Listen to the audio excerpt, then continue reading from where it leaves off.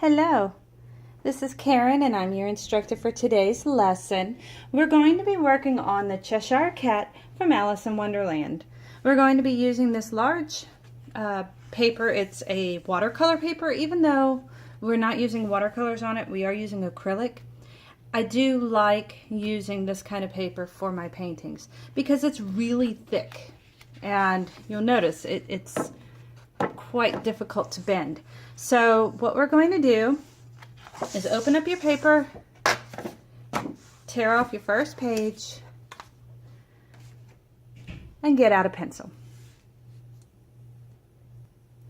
Now the Cheshire Cat is a really fun character to draw. He is very, very simple. Now I have given myself a few guidelines on here so I can help you draw it. So you might see a couple faint lines simply because when you draw a character that is a well-known character, you want them to look like that character.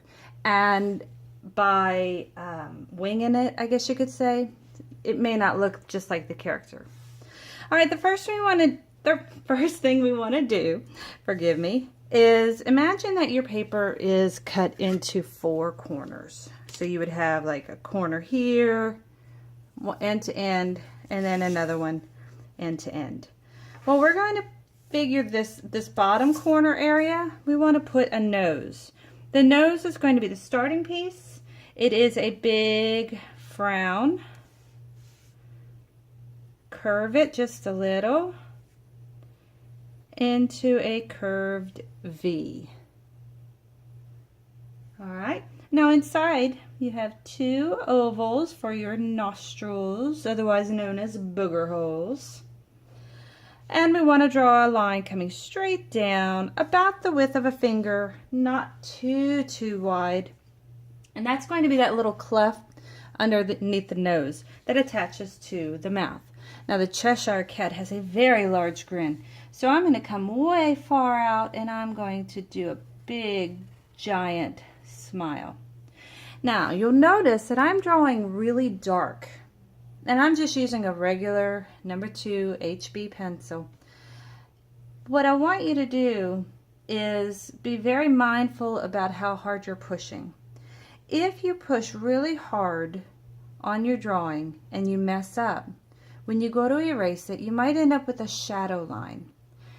Now, if this were a drawing, a shadow line may not be a good thing because that means that you have a piece of your drawing that's not going to go away. But since we're painting, it's not the end of the world if you have a shadow line because acrylic paint covers pretty nicely. All right, so let's give him some little smile lines. And then we're going to come back down with the big giant grin. Now, the majority of my Cheshire Cat should fit onto my paper, but let's say you kind of put him a little too low and he doesn't fit on your paper. Well, that's okay, because in art that's actually a good thing. What that does is it shows the viewer that there is more to this picture than what they see. So if your picture does not fully fit on your paper, it's okay. Now don't try and squish it on, because if you squish it on, he's going to look deformed. He's going to look odd. So if he goes off the page, let it go off the page. Okay? So let's go ahead and circle his whole mouth with almost like a jelly bean shape. We're going to come out right where you curved your nose, come around, circle around, try and stay about the same distance all the way around, circle and in. Now we can give him whiskers. He's got 1, 2, 3, and he's got dots in between. 1, 2, 3, and dots in between. Now his bottom lip is very close to his mouth. And then he has just lines making teeth. So go from your center line. We'll do the 2 front teeth, which are about the same size. Come out and do 2 next teeth. What I'm trying to do is make it even on both sides. And we'll do one more. Okay. Let's draw eyeballs, big, googly eyeballs. And he's a little silly, so we're going to have him a little bit cross-eyed. And that means that both the pupils are kind of aiming towards the nose, almost like if they view, they'll cross. Let's do a frown and a frown over each eye and double it. So it's almost a moon.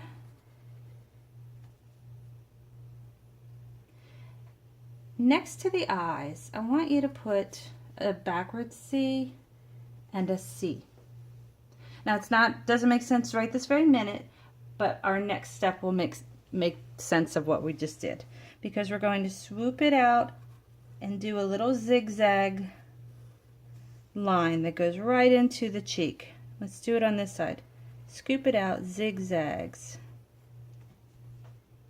So we just made fur. Now he also has between the eyes a little bit up a V, and now connecting this to this, we want to do zigzags. And we're going to do this to this with the same thing. But notice my zigzags are kind of angled the direction that they're going. So it just looks like gravity's kind of taken hold. Now above here, let's do part of a leaf shape, like the tip of a leaf, and add a fold.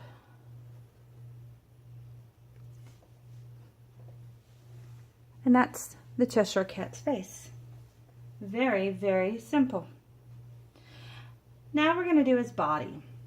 First thing we want to do are his paws. He's got his paws under his chin. So for this first one, I want to go almost directly from the center.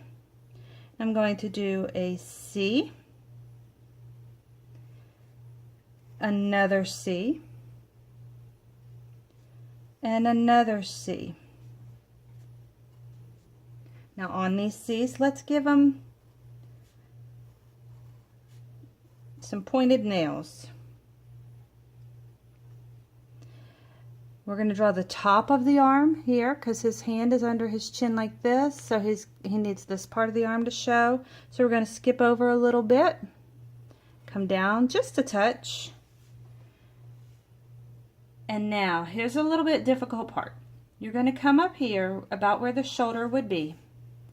We're going to scoop around and come up to the hand. See that? So we have an arm, the front of the arm, and the hand. I know that's a little bit on the confusing side, but if it looks remotely like this, you've done well. Now remember, if it doesn't, erase it. It's okay. And it might take you a couple tries. That's why I've sent you an entire book full of paper. You have exactly, let's see, 12 opportunities to mess up or get it right.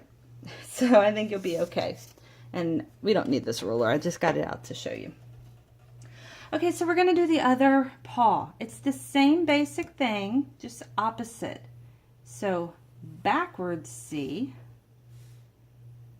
backwards C, backwards C. Remember this part here? Come on up. Arm.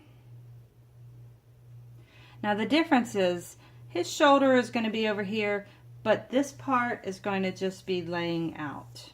So we're going to, oh, whoops, I'm sorry. Do the claws. And now we're going to come on out and bring it even with the body, which is not drawn yet. Under here, let's give him a little bit of a chest.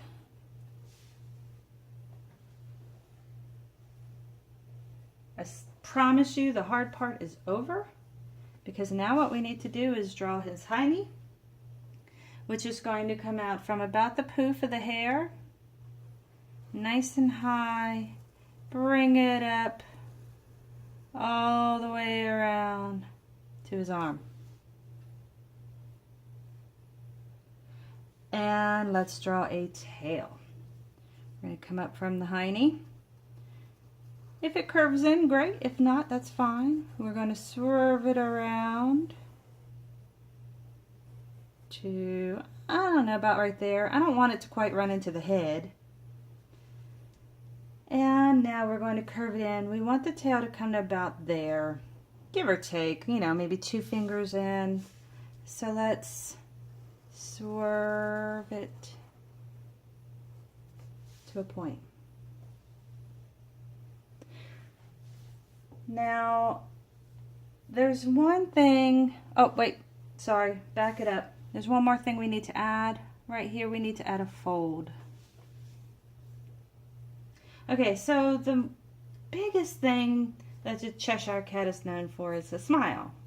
Well, the second thing that he's known for are his stripes. So we're going to draw his stripes. But this is the important thing, because these stripes have to be going the right direction or it's not going to look right. So we're going to start with the tail, and we want it to look rounded, more funnel-like. So we're going to we're not going to go to the tip and come in a little bit, and we're going to make a C. All right? And we're going to make another C. And another. Now you notice I'm kind of curving it to go along with the tail. C. And I think I can fit part of one right there. Now his hiney should be more this direction. So just go in anywhere you want, draw a C, and another one, a C, and another one, and just keep coming up.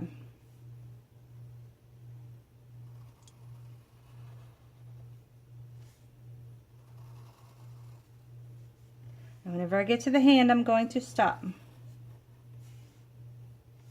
His stomach, curve, smile, smile, smile. And we're going to do the opposite as we did on here on this side. Backwards C, backwards C.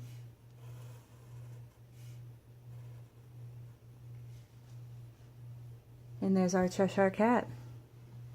Now if you'd like to add anything to him, now's your chance. You may also choose to use a Sharpie or permanent marker of some sort to outline. I'm going to go ahead and outline mine. I'm going to pause the video so I can do it, because I know it's pretty boring watching somebody outline their stuff. But before I pause it, I do want to show you one thing. When you outline, you want to make all of your lines precise and on purpose. So what I tell my little kids is, pretend this is your choo-choo train and these pencil lines are your tracks. Do not leave your tracks. Stay on your tracks.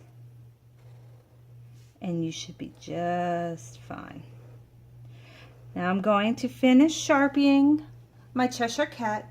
And I'm also going to get a napkin and a water source. We need a cup of water or a bowl of water, because when we paint this, we need something to be able to clean our brushes with. So I'm going to go ahead and pause. If you don't mind, do the same thing and make sure that you have a water source and a napkin. Okay, so we're back.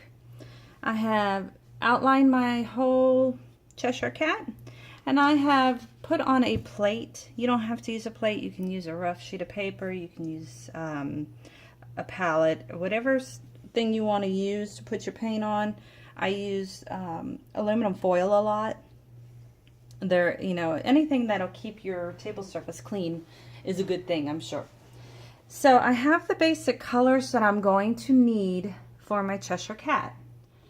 Cheshire Cat is pink and a purple, and he has white teeth, yellow eyes, and black eyebrows and pupils. So I have these colors, but you're going to notice there's no pink.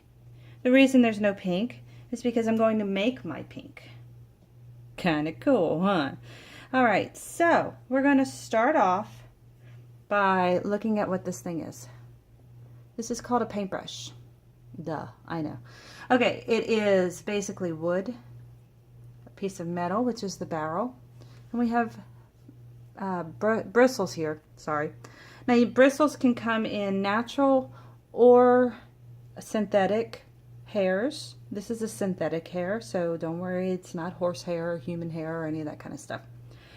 Now, you notice that your bristles are going one direction. You want to keep them going that one direction. If you give your brush a bad hair day by smacking it down or cleaning it improperly, you're going to ruin your brush. These brushes will last a very long time if you take care of them. That means do not leave paint on them. When you're done painting, clean it properly.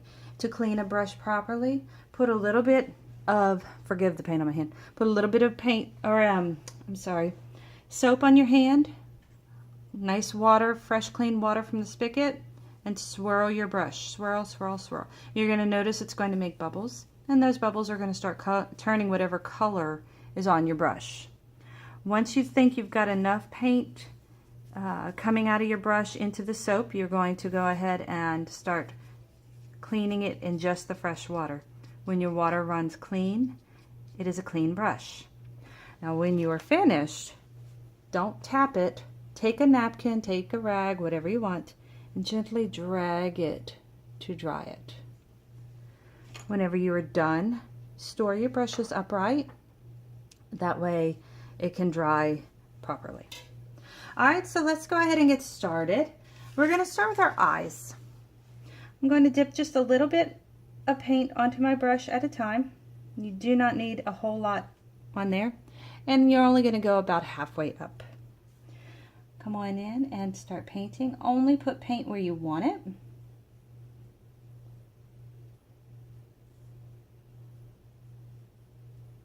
And just use the tip of the brush. You don't have to use the entire brush bristle collection to fill in something. You can use the tip. The tip is very fine.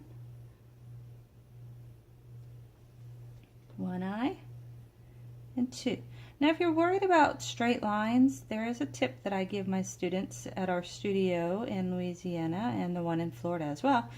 Hold your breath. If you hold your breath, you won't be moving, right? Hold your breath. And there you go. Just make sure you take a breath every now and then. All right, so now I am done with my yellow. I don't need any more yellow. So I'm going to take my water source and I'm going to rinse my brush off really well. Kind of like I'm stirring hot chocolate or something. Drag your brush along the side and gently dry it. Next step, let's get that pink going. I want to come over here. I want to take white and red. Red is a primary color. You can't make it. Ever. Don't even try. You can make shades of red, but that's pretty much versions of pink. Okay, I like that. So I'm going to come in, and you're going to notice I turn my paper because I don't want to drag my hand through wet paint. I'm going to start at the tip of the tail and add my paint. I like to outline before I fill. You may have a different style or technique that works best for you. There's no wrong way to do art. Don't ever think that you do it wrong or that it's bad or anything. There's just no wrong way to do art. You may not please everybody with your art, but that's okay. You're not on this planet to please other people. You're on this planet to please yourself. So keep that in mind. Okay, skip one. That's going to be a purple one. And move on to the next. Why am I just doing the pink ones to start? Well, quite simply because I don't want to go back and forth washing my paintbrush between colors, going back, forth, back, forth, back, forth. I would much rather get all the pink done, clean my brush, get all the purple done, clean my brush. All right, skip one, come down. Now, notice right here I had accidentally covered over some of my black line. That's okay. You can always go in afterwards and add it when it's completely dry. Okay, I'm going to go ahead and continue painting all of my pink and pink stripes, and then we'll get back together for the next step. But once you've painted your pink steps, do not clean your brush. There is something else we're going to paint that's pink, which is the face. So don't clean your brush once you've painted up. Okay, so I'm going to pause and be back in just a second. Alright, so my little Cheshire guy is already starting to look pretty decent. I'm going to go ahead and paint his face. Once again, like I said, if you cover up parts that you don't want covered up, like the lip that I just did, but I did that on purpose to show you, you can redraw it.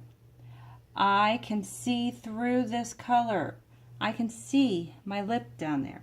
So I can very easily let this dry and add that back on. If I would have just done pencil, I would not be able to see my pencil lines under there, and I would have had to redraw it.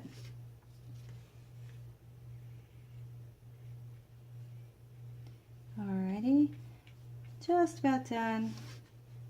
This paper is very porous and it just wants to eat all the paint I put on here. It's like I can't get enough on it. Alright, and the last step, let's add a little bit into the centers of the ears.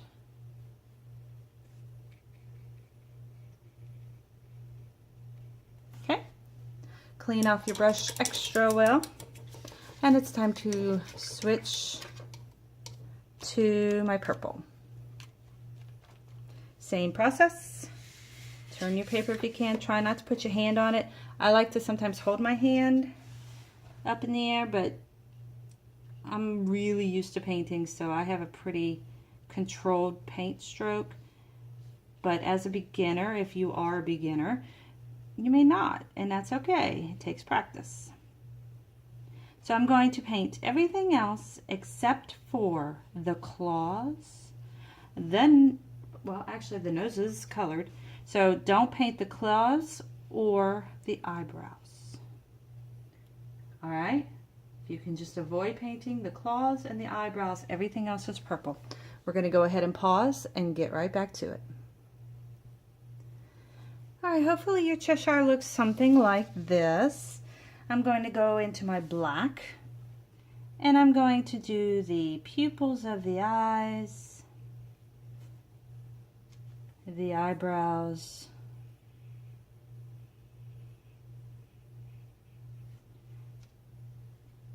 the nostrils,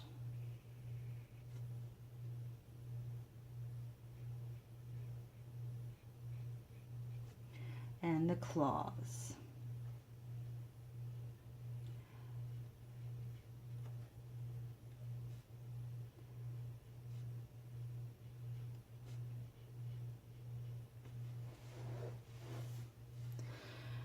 And you can leave him just like this, or like I said, you can wait till he dries and Sharpie your lines, or you can take your time and repaint them, whichever you're more comfortable with.